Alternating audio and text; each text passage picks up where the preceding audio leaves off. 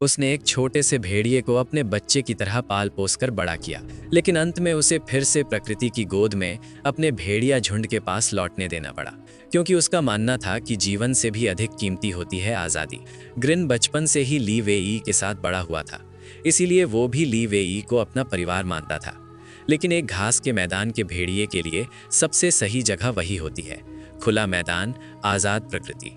भेड़िया राजा का बेटा होने के कारण ग्रिन एक निश्चिंत जीवन जी सकता था, लेकिन उसके पिता पर मूकमिनों के मवेशियों का शिकार करने का आरोप लगा और उन्हें जीवित पकड़ लिया गया। भागने के लिए उन्होंने अपनी ही टांग काट ली, लेकिन दुर्भाग्यवश फिर भी एक हादसे में उनकी मौत हो गई। पति की मृत्यु का समाचार सुनकर ग्रिन की मां ने भी जीवित रहने की इच्छा छोड़ दी और उसने अपने प्राण त्याग दिए। ये जानकर ली वेई को भी गहरा दुख हुआ, लेकिन जब मूकमिनों से उसे पता चला कि भेड़िया राजा का एक शावक अब भी जीवित है, तो वो तुरंत उस छोटे भेड़िए की तलाश में निकल पड़ा। 3 दिनों की खोज के बाद आखिरकार उसे चट्टानों की दरार में छिपा हुआ एकमात्र जीवित शावक मिला, ग्रिन। इसके बाद ली वेई उसे अपने साथ चेंगडू ले आया, लेकिन शहर में एक भेड़िए को पालना आसान नहीं था। शुरुआत में ग्रिन बिल्कुल एक आम पिल्ले जैसा था, मगर जैसे जैसे वो बड़ा होने लगा, उसके भीतर का भेड़िया धीरे धीरे सामने आने लगा। इससे ली वेई को समझ आ गया कि ग्रिन को बड़ा करना उसकी सोच से कहीं ज्यादा मुश्किल है। एक दिन शायद ऊब की वजह से ग्रिन चुपके से बाहर निकल गया। शहर की तेज रफ्तार गाड़ियां उसके लिए बेहद खतरनाक थीं। सौभाग्य से ली वेई ने समय रहते उसे ढूंढ लिया।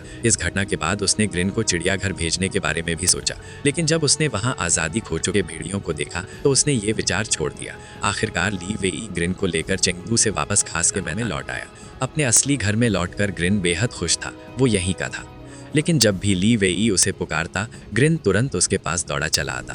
ग्रिन को जंगल के जीवन में ढालने के लिए ली वेई ने उसे शिकार करना सिखाना शुरू किया।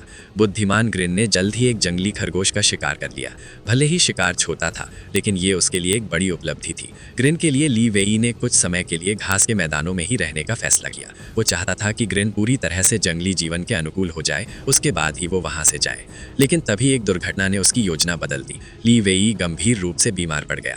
सीमित चिकित्सा सुविधाओं के कारण उसे इलाज के लिए चेंगडू लौटना पड़ा। यहीं से ली वेई और ग्रिन की पहली जुदाई हुई। जिस दिन वो जाने लगा, ग्रिन कार के पीछे पीछे दौड़ता रहा। जब तक गाड़ी उसकी आंखों से ओझल नहीं हो गई, तब जाकर वो रुका। इसके बाद के दिनों में ग्रिन रोज उसी रास्ते पर बैठकर ली वेई के लौटने का इंतजार करता रहा। घने बर्फीले तूफान भी उसकी यादों को ढक नहीं सके, और फिर एक दिन ग्रिन ने वही जाना पहचाना बुलावा सुना। वो तेजी से उसकी ओर दौड़ा। पिछले 15 दिन दोनों के लिए सदियों जैसे थे। इस पल दोनों फिर से मिलने की खुशी में डूबे हुए थे। लेकिन ली वेई जानता था कि वो यहाँ ग्रिन को हमेशा के लिए अपने पास रखने नहीं आया है। उसका असली उद्देश्य था ग्रिन को पूरी तरह से घास के मैदानों में लौटाना, अपने भेड़िया झुंड के पास भेजना। इसलिए ये जुदाई बस समय की बात थी।